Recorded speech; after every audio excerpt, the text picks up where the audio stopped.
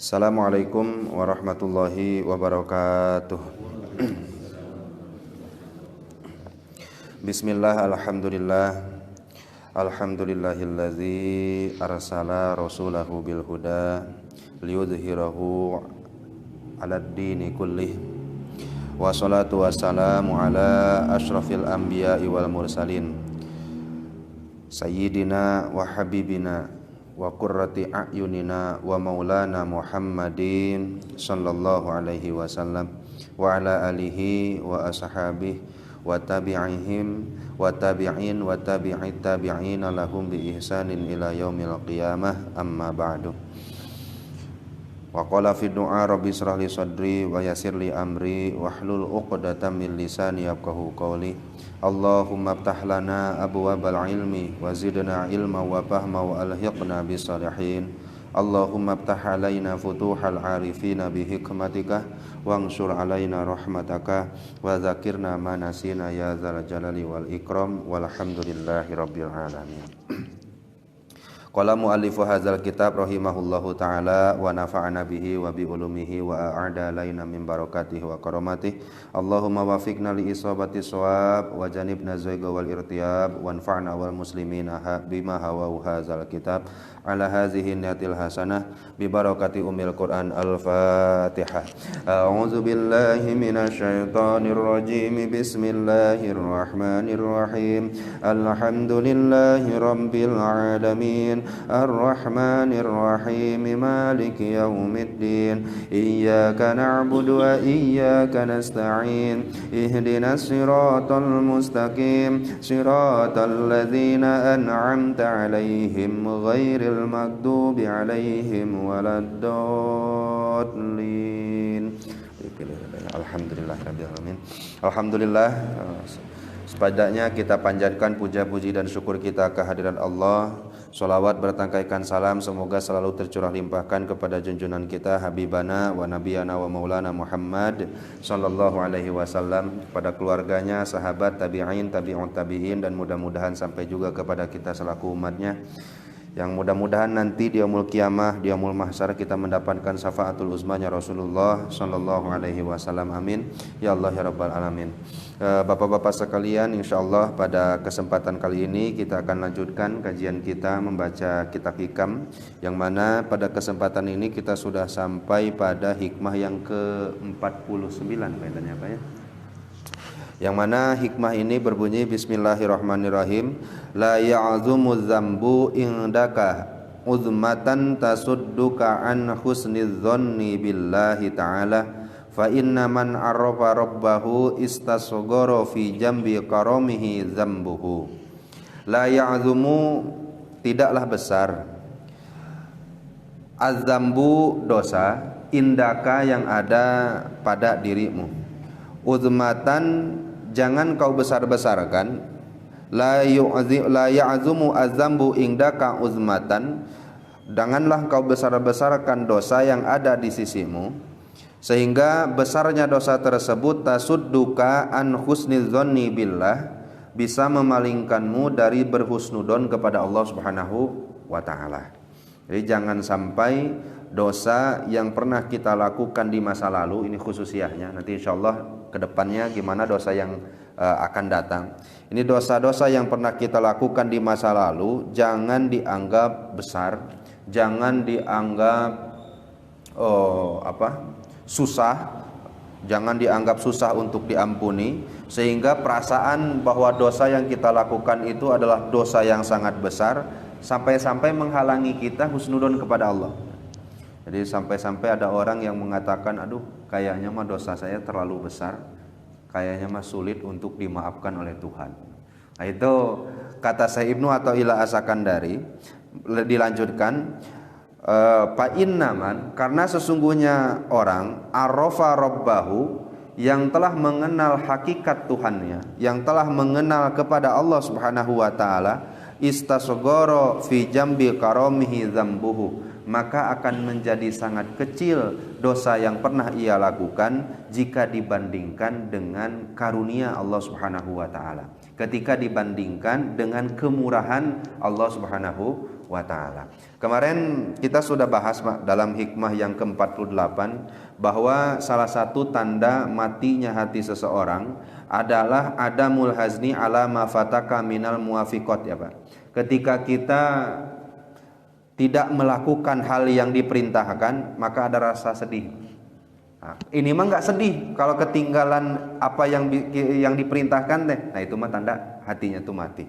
Atau yang keduanya watarkun nadami, tidak menyesal ketika melakukan maksiat. Nah, dalam penyesalan ini kan orang-orang terkadang terbagi dua, Pak. Ada yang nyesel teh bikin dia jadi semakin jauh kepada Allah. Wah, ini mah kayaknya susah ini mah diampuninya. Ada yang orang itu menyesal, tapi menyesalnya ini dibarengi dengan taubat dan berhusnudon kepada Allah Subhanahu wa taala, bahwa Allah masih bisa dan akan selalu kawasa untuk mengampuni dosanya. Ini kan kita ada dua pilihan jadinya Pak. Ada dua jalan. Nah, sehingga yuk kita baca syarahnya seperti apa. Yang pertama, uzmatuz zambi ingda murtakibihi, perasaan dosa itu besar bagi orang yang melakukannya itu terbagi menjadi dua, Pak. Yang pertama, ayazuma indahu uzmatan tahmiluhu ala taubat minhu. Yang pertama, ada orang yang telah melakukan perbuatan dosa, kemudian perbuatan dosa itu ia anggap besar, baik itu dosanya mah dosa kecil atau memang dosanya mah dosa besar. Namun perasaan dia yang menganggap dosa itu besar, maka tahmiluhu ala taubati minhu, bisa membawa dia untuk bertobat dari dosa tersebut. Ada kan banyak orang yang nyesel, kesananya malah tobat. Ada juga orang yang nyesel, kesananya putus asa.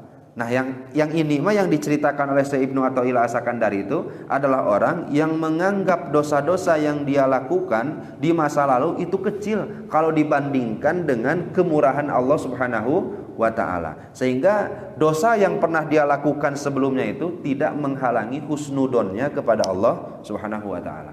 Jadi husnudon itu penting banyak. Jadi jangan sampai kita tuh bersuudzon kepada Allah.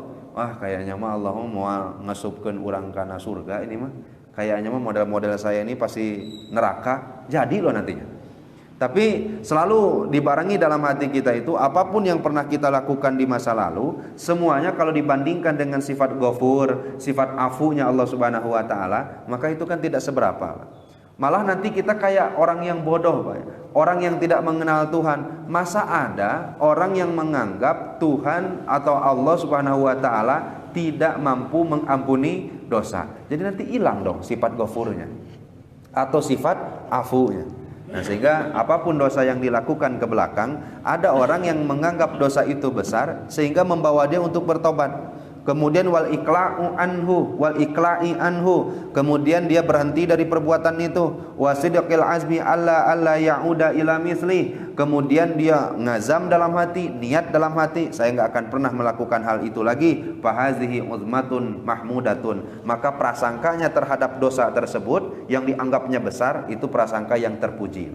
Hal itu sangat baik, bahkan wahia min alamati imanil abdi, termasuk ciri imannya seorang hamba. Nah, jadi bagian yang pertama yang kita bahas adalah ketika ada orang berbuat dosa, kemudian dosanya itu dianggap besar, kemudian dari anggapannya dan perasaannya dosa itu besar tersebut, dia jadi bisa bertobat, kemudian dia bisa jadi berhenti, bahkan dia niat tidak akan pernah mengulangi hal yang sama, maka perasaan yang seperti itu terpuji.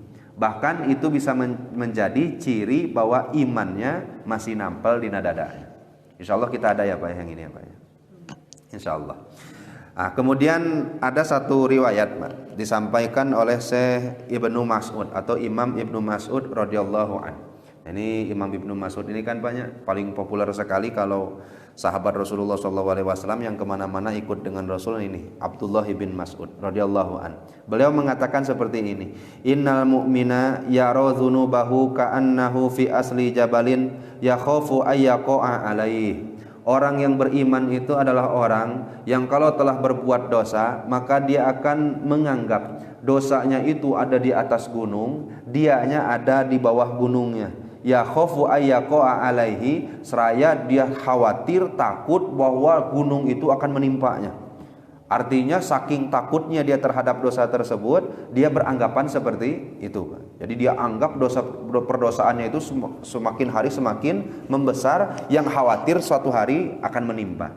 Tetapi ada juga kata Syekh Ibnu Mas'ud, wa innal fajiro yara dzunubahu kadzubabin. Sebahagian orang yang menganggap dosanya itu kecil, dosanya itu remeh, bahkan diumpamakan kadzubabin seperti lalat yang hinggap ke hidungnya, kemudian dia katakan hus, maka fa'atarahu, lalat tersebut pergi terbang. Nah, sehingga orang yang seperti itu menganggap dosa yang pernah dilakukannya hanya remeh saja, Pak. Hanya seperti lalat saja, hanya kecil saja, hanya hal yang biasa saja. Maka yang seperti itu kata Syekh Ibnu Mas'ud adalah orang yang fajir. Fajir itu lawan dari mukmin, Pak, orang yang fasik. Nauzubillah, summa nauzubillahi min dzalik. Jadi yang pertama, ada orang menganggap dosa itu baik, dosa itu besar, kemudian dosa tersebut malah membawa dia bertobat kepada Allah Subhanahu wa taala. Nah, jadi banyak sekali riwayat-riwayat yang disampaikan oleh Rasulullah Shallallahu Alaihi Wasallam. Jadi mau sebesar apapun dosa, semuanya kan pasti bisa diampuni, Pak. Ada nggak, Pak, satu dosa yang nggak diampuni sama sekali oleh Allah? Musyrik. Itu pun kalau ke bawah mati. Kalau nggak meninggal, artinya masih dalam keadaan iman, orang musyrik kemudian masuk Islam, diampuni nggak dosanya? Diampuni. Kusakan loman pisan Allah teh banyak. Kalau kita kan kalau sudah disakiti hati dengan diduakan, itu walaupun datang mengetuk pintu beribu-ribu kali kan tetap kita tolak, karena sudah melakukan hal yang tidak mengenakan hati kita. Pokoknya apapun kesalahanmu bisa dimaafkan asal jangan menduakan. Kan gitu ya banyak. Ini menduakan. Artinya kalau sudah menduakan, sakit hatinya, apapun jenis kebaikannya semuanya dilupakan. Tapi Allah tidak. Walaupun pernah musyrik, walaupun pernah kufur, walaupun pernah kafir, tapi ketika dia selagi masih hidup, taubat kepada Allah, kemudian setelah taubat itu apakah dosanya diampuni oleh Allah Subhanahu wa taala? Diampuni. Yang enggak diampuni dan dinas oleh Al-Qur'an adalah orang yang ketika musyriknya ke bawah meninggal, maka jenis yang seperti inilah dosa yang tidak ada kemungkinan akan diampuni oleh Allah Subhanahu wa taala. Ada musyrik, ada kafir banyak. Kalau kafir ya apalagi. Kalau musyrik itu percaya Allah dan percaya ke selain Allah. Kalau kafir itu enggak percaya sama sekali kepada Allah. Kalau itu ya yang musyrik itu kan yang jadi masalah. Kalau kafir gimana? Ya kufur ya apalagi. Musyrik aja yang sedang-sedang gitu. Yang sedang-sedang itu artinya dia masih percaya kepada Allah, tapi di sisi lain dia beriman di selain Allah ada yang bisa memberikan madarat dan manfaat. Nah, itu musyrik. Kalau sudah wa may yusyrik billah faqad dolalam baidah. Kalau sudah musyrik kepada Allah, maka tidak akan ada yang memberikan petunjuk nanti di yaumul qiyamah. Nauzubillah, summa nauzubillahi min zalik. Itu yang pertama, Pak. Jadi apapun jenis dosanya, dosa musyrik kecil tidak, Pak? Atau besar, Pak? Ini, Pak? Besar. Kemudian kalau kita pernah berbuat dosa, apapun dosanya di belakangnya banyak. Entah itu punten berzina, atau punten minum khamar, atau apalagi ya, mencuri dan lain-lainnya. Kan banyak jenis-jenis dosa teh. Saking banyak yang pernah kita lakukan sampai lupa kan kita banyak. Pas tobatnya naon ya dosa itu. Karena memang saking banyaknya dosa yang pernah kita lakukan sampai kan lupa urang teh dosa teh naon. Nah, sehingga semua dosa yang kita lakukan di belakang ini kalau disandingkan dengan kemurahan Allah, besar atau kecil jadinya, Pak? Kecil kan? Nah, ini yang dimaksud oleh Syekh Ibnu Athaillah Sakandari. Jangan sampai tertipu lagi. Perasaan kita bahwa dosa itu kecil ketika disandingkan dengan kemurahan Allah, maka disitulah kita jauh dari putus asa, sehingga membawa kita untuk mau bertobat. Ada orang yang ketipu ketika membahas masalah ini. Ada seluruh dosa semua itu kalau dibandingkan dengan kelemahan Allah pasti kecil. Engkeu we tobatna. Tenang we. Nah, sehingga yang kayak gini mah tertipu ini mah. Bahkan bahasanya itu tertipu bihilmillahi ta'ala, dengan sifat murahnya Allah subhanahu wa ta'ala. Bukan seperti itu. Yang dimaksud oleh Syekh Ibnu Athaillah, seluruh dosa yang dilakukan di belakang itu anggap saja kecil kalau dibandingkan dengan Allah, tapi harus mau bertaubat. Nah, sampai sini bisa dipahami banyak. Nah, ini saya akan bacakan beberapa qodiyah atau kisah yang mudah-mudahan ini sing menggugah kita agar kita jauh dari putus asa. Kenapa bab ini dibahas dari bab yang sebadanya? Karena kan bab sebadanya kan kita harus menyesal banyak. Ciri orang yang hidupnya itu hatinya masih hidup ketika berbuat maksiat menyesal. Kira-kira Pak, kalau sudah menyesal, kesananya bakal semangat atau bakal down mental Pak? Kalau sudah menyesal. Kebanyakan kalau sudah menyesal kesananya pasti down. Nah, untuk mengantisipasi itu, Syekh Ibnu Athaillah As-Sakandari datangkan hikmah yang sekarang. Ya, memang ciri dari hati itu masih hidup, ketika taat ditinggalkan dia akan merasa sedih, ketika maksiat dia lakukan dia akan menyesal, tapi menyesalnya jangan sampai membuat kamu putus asa. Kenapa? Karena kalau dibandingkan dosa yang telah dilakukan di belakang itu, dibandingkan dengan kemurahan Allah itu nggak ada apa-apanya. Nah, sehingga ada ya Pak ya korelasinya kita temukan ya Pak ya, antara hikmah yang ke-48 sama dengan 49 ini. Nah, kemudian ada dauhan Allah Subhanahu wa taala. Allah dawuh, "Qul ya ibadiyalladzina asrafu." Nah, ini hebatnya Pak ya.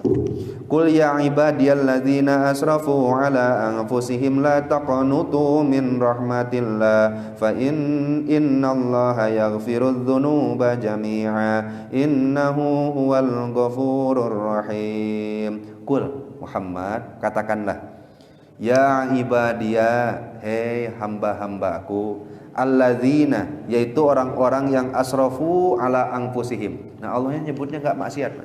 Kan pantasnya teh kasih tahu ke hamba-hamba yang maksiat enggak. Tapi Allah Subhanahu wa taala dawuhnya gini, Pak. Hei hamba-hambaku, alladzi asrafu ala anfusihim, yang telah melewati batas, yang telah berlebih-lebihan. Nah, bahasanya kan muni halus ya Pak. Manggil kita, manggil hambanya yang tukang maksiatnya.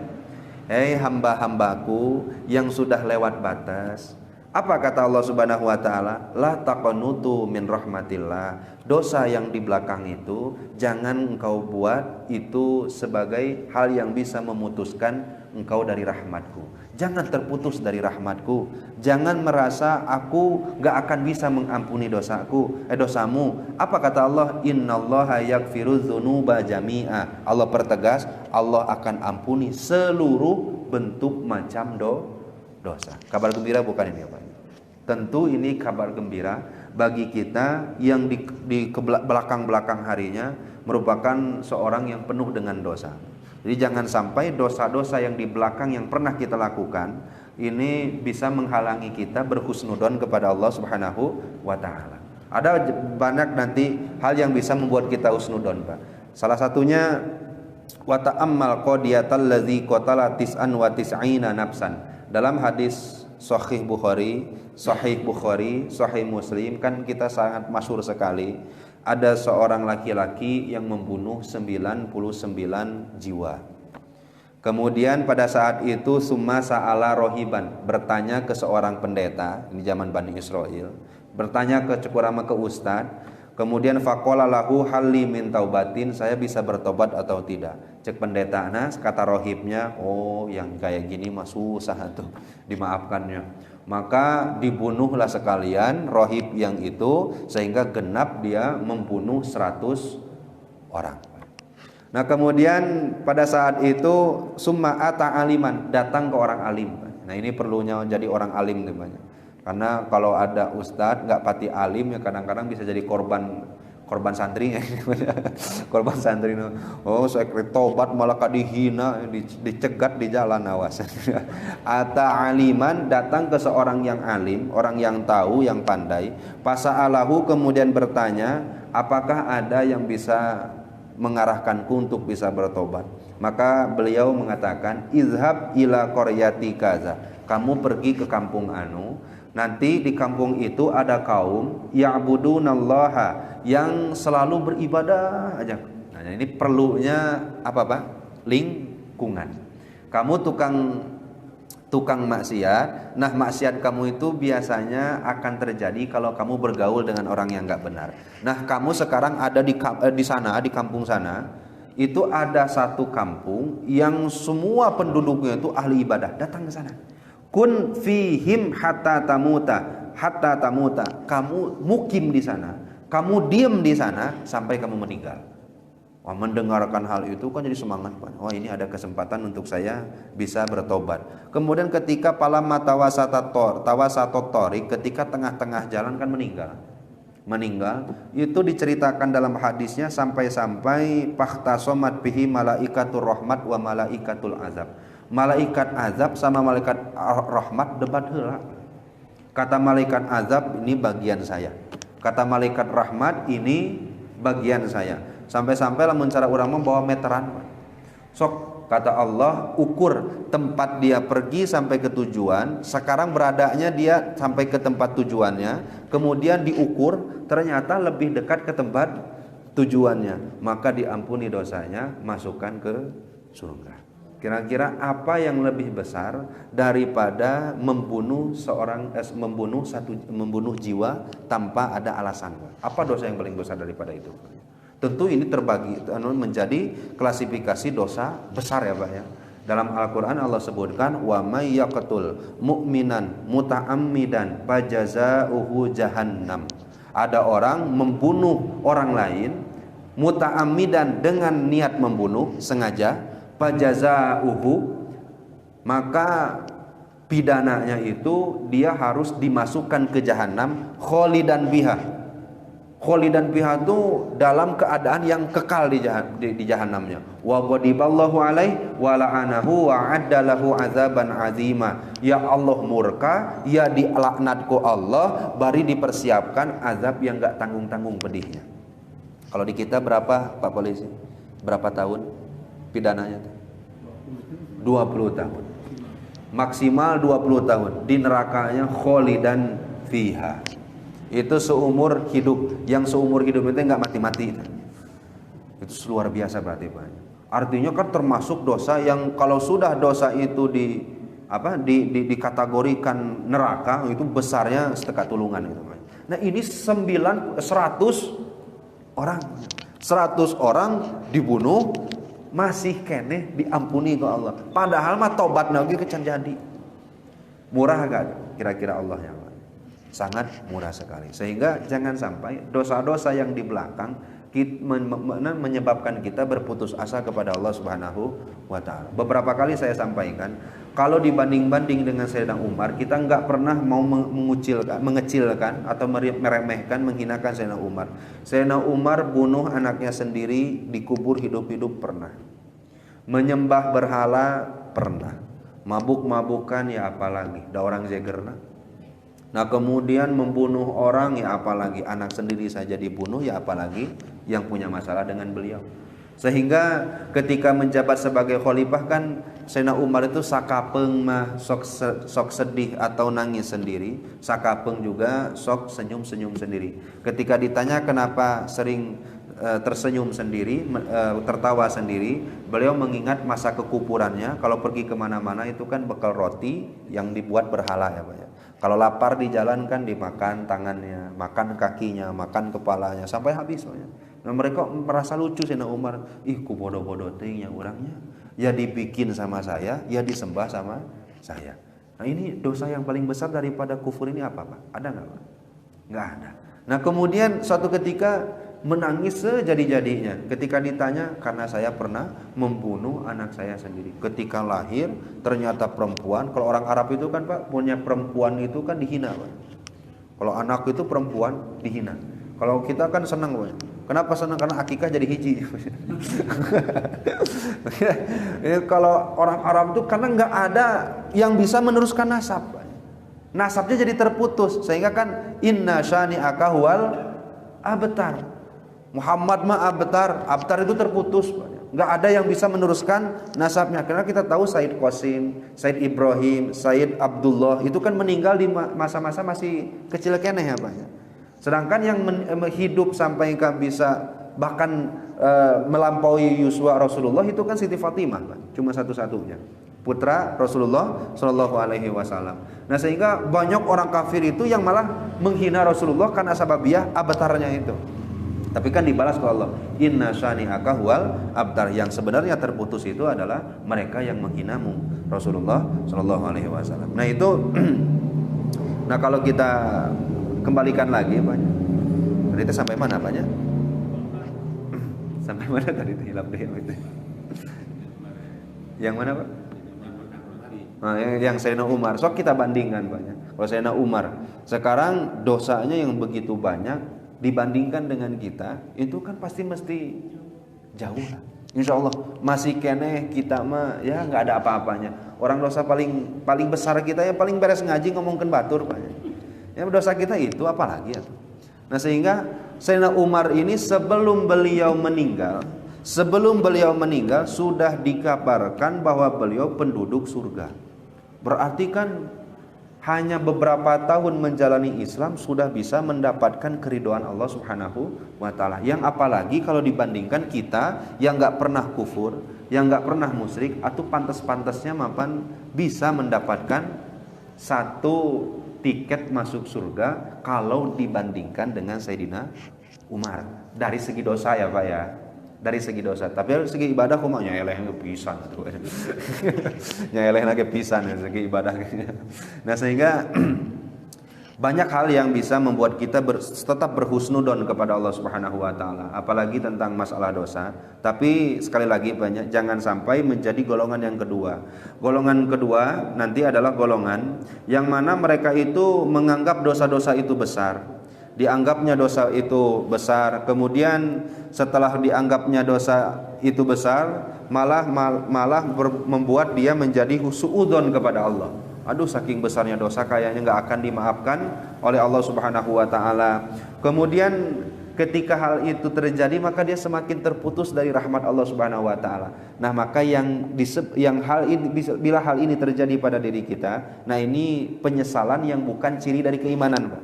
Karena penyesalan yang ciri dari keimanan yang pertama tadi, yang sambungan dari hikmah yang sebelumnya itu.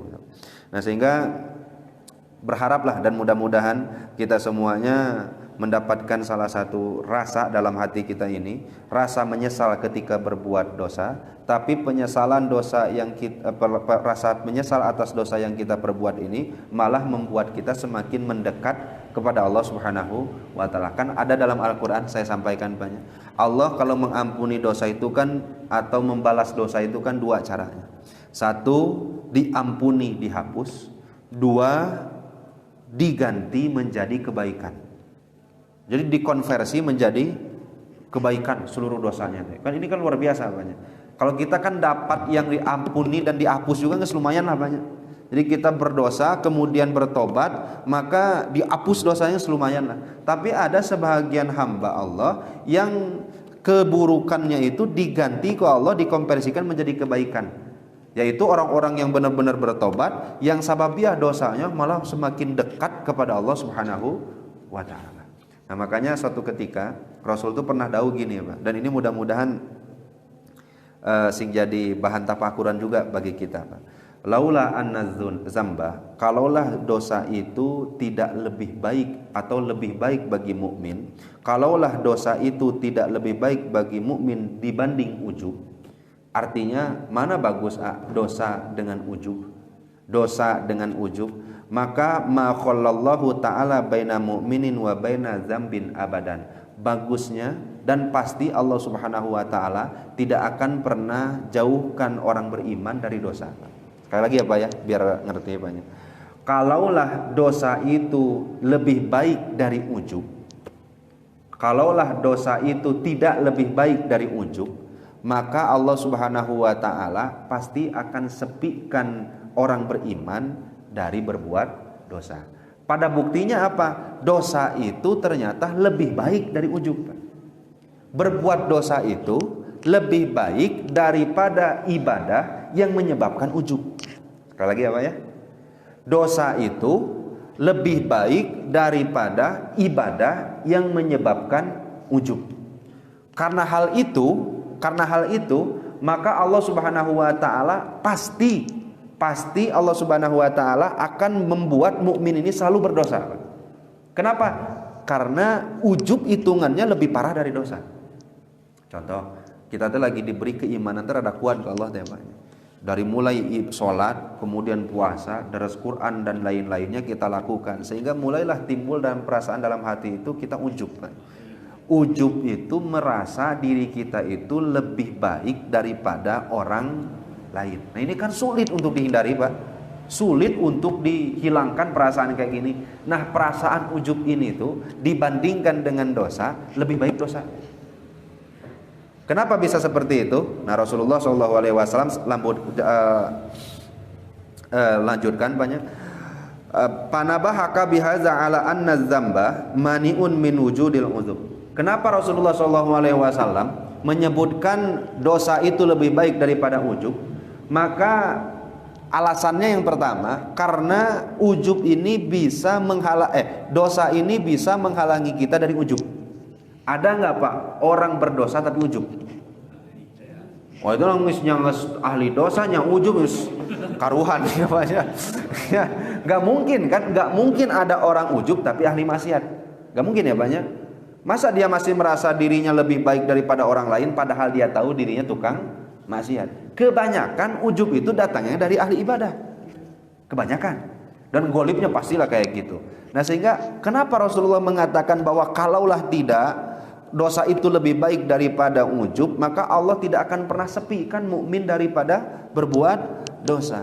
Kenapa? Karena dosa itu bisa menghalangi seseorang daripada memiliki sifat ujub. Allazi huwa a'damu hijabin bainal abdi wa baina maulah. Yang mana ujub ini menjadi hijab yang paling besar antara seorang hamba dengan Tuhannya. Nah mungkin kita nggak ketemu dengan Allah tuh ada rasa ujubnya. Nah sehingga Rasulullah SAW nyebutkan bagus kene tukang dosa. Tapi jangan sampai ini menjadi legitimitas untuk bisa berbuat dosa di masa yang akan datang. Bukan Pak, ini bukan seperti itu maksudnya. Tetapi dibanding-banding dengan ujub. Dan tentu dua-duanya buruk ya Pak ya. Tentu dua-duanya buruk. Tetapi kalau dibanding-banding gitu Pak ya. Nah kenapa alasan yang selanjutnya ujub ini masih dikatakan lebih baik daripada dosa lebih baik daripada ujub? Karena yang selanjutnya li anna sahibahu nadhirun ila nafsihi la ila rabbih. Kalau orang ujub memandangnya kepada diri sendiri. Saya sudah bisa ini, saya punya ini, saya sudah lakukan ini, saya sudah amal ini. Kalau orang dosa yang dia pandang siapanya Pak? Bukan dirinya lagi, tapi ampunan Tuhan. Beda nih cara pandangnya. Kalau orang ujub yang menyebabkan dia ujub, kenapa? Karena dia lihat diri sendiri. Kalau orang berdosa biasanya yang dia lihat apa? Bukan dirinya sendiri. Bahkan kan kita yang berdosa itu malah bikin kita itu semakin yakin bahwa kehendak kita dan kehendak Allah mesti mutlak kehendak Allah yang terjadi. Contoh, pokoknya malam saya rek tahajud, diusahakan tahajud dan lain-lain. Malam teh ketiduran. Kehendak kita, kehendak Allah yang terjadi banyak. Kemudian pas mau pergi ke kantor, pokoknya hari ini saya tidak akan pernah berbuat maksiat. Kalau ada orang mau itu zolim ke saya, mau marah-marah ke saya rek tahan amarah. Pas dina waktu nama diambekan kesenggol seetik, marahnya menjadi. Kehendak Allah, kehendak kita yang terjadi. Kehendak Allah. Semakin kita banyak dosa yang pernah kita lakukan di belakang, itu semakin menyadarkan kita bahwa Allah Subhanahu wa taala yang kehendaknya lah yang akan terjadi. Bukan karena padahal kita kan udah azam, udah niat pada dalam hati. Pokoknya enggak akan pernah berbuat maksiat lagi. Berbuat deui. Enggak akan pernah melakukan hal itu lagi. Ternyata melakukan hal itu lagi. Ternyata kehendak Allah Subhanahu wa taala yang terjadi gitu. Nah sehingga orang yang berbuat maksiat itu selalu memandang belas kasihan Tuhannya. Tapi kalau orang yang ujub nggak ada, Pak. Dia tidak seakan-akan tidak butuh lagi kepada Tuhan. Kenapa? Karena dia sudah memandang dirinya sendiri. Saya sudah bisa ini, saya sudah punya ini, saya sudah melakukan ini. Nah ini salah satu hal yang sangat dibenci oleh Allah Subhanahu wa taala. Sehingga ya banyak bersyukur kepada Allah, bersyukur kita dulu pernah berbuat dosa. Syukuran banyak. Kenapa? Karena satu, kita jadi yakin bahwa Allah itu maha berkehendak. Yang kedua, kita menjadi objek Allah Subhanahu wa taala agar bisa terlihat maha ghafurnya. Kan kalau kita nggak berbuat dosa kan Allah nggak kelihatan maha ghafurnya kayak gimana, Pak. Sehingga bersyukur hal itu. Yang ketiga, kita masih bersyukur kepada Allah dulu perbuat maksiat tidak dimeninggalkan oleh Allah Subhanahu wa taala dan masih diberi umur panjang, diberi kesempatan untuk bisa bertobat kepada Allah Subhanahu wa taala. Bahkan ada satu hadis Pak, yang mungkin ini bisa rada-rada menyayat hati kita Pak. Rasulullah SAW pernah menyampaikan seperti ini Pak. Lau aznamtum, kalau kalian berbuat dosa, hatta tablugha khotoyakum, sampai dosa kalian itu ananas sama, sampai ke tengah langit Pak. Saking banyaknya dosa yang kita lakukan sampai ke tengah-tengah langit, sampai ke tinggi pisan, summa tubtum, kemudian setelah itu kalian bertobat kepada Allah, maka lataballahu alaikum, maka yakin Allah akan ampuni. Tuh bayangkan banyak dosa sebesar apapun pasti akan Allah Subhanahu wa taala ampuni. Nah ini yang lebih menyayat hati banyak. Walau annal ibad lam yudhnibu, kalaulah seluruh hamba Allah sekarang ini enggak berdosa semuanya. Itu semuanya di Kampung Puri, Kecamatan Ngampar ini semuanya ahli ibadah semuanya, maka la zahaballahu bihi, dimatikan semuanya Pak. Hapus ku Allah semuanya. Summa jaa biqaumin akharin, kemudian didatangkan generasi baru yang yudhnibun, tukang berdosa. Tapi tukang berdosa fayastaghfiruna, mau beristighfar, mau bertobat. Jadi ini kata kuncinya, berdosa, tobat. Nah ini banyak. Jadi jangan sampai berdosa na resep, tobatna setahun sekali, tagi Ramadan. Itu pun kaping ganjilnya hunkul gitu. Enggak, ini mah orang berdosa, didatangkan orang yang berdosa tapi mau istiqomah istighfar, fayaghfiru lahum wa huwal ghafurur rahim, maka Allah akan ampuni. Dan bahkan dilanjutkan banyak, wallahu afrahu bi taubati abdihi. Kalau ada orang haus nemu air bunga tuh Pak, bunga sekali banyak. Nah Allah lebih bahagia daripada itu kalau ada hambanya yang bertobat. Bayangkan banyak. Kemudian kalau ada orang yang kehilangan, ketemu, bingah tuh Pak. Kamu lagi tuh punya uang, ketemu di nasaku ya Pak. 100.000 pemenatnya, 100.000. Bingahnya luar biasa, apalagi santri ya Pak. Santri lama kena dianteran, ya, bekal terseep. Nemu uang 100.000 di baju sendiri, bunganya luar biasa. Allah lebih dari itu kalau ada hambanya yang tukang maksiat bertobat. Luar biasa banyak. Bahkan ada orang punten Akim tuh mandul, nggak punya anak. Suatu saat diberi anak ku Allah, bahagianya luar biasa. Lebih dari itu ketika Allah menemukan hambanya mau bertobat kepada. Sehingga nggak ada lagi cara kita untuk menjadi orang-orang yang baik, orang-orang yang dikasihi dan disayangi oleh Allah, selain menjadi orang yang sering bertobat kepada Allah Subhanahu wa taala. Yang lalu mas biasa banyak, yang lalu mas sudah, jangan dianggap besar karena semua itu kalau dibandingkan dengan rahmat Allah itu kalah telak.